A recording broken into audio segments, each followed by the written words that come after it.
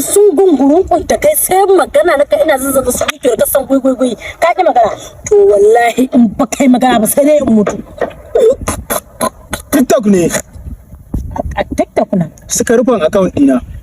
to dan TikTok sun saka cikin matsala ni hana ka soyayya ta ni. TikTok ne suka rufan account dina mai followers 850. to shi ya ɓata rai in to shi ka man cewa akai wa huwaila wai baki san zafin daukaka bane ko baki san zafin daukaka bane huwaila followers 800 TikTok su rufe mun ci one day one time yanzu in ba da ban muna da tawakkali ba ya daina mutu ba bai rake zai sa baki gantsin ci gaba ta zuciya ta buga ba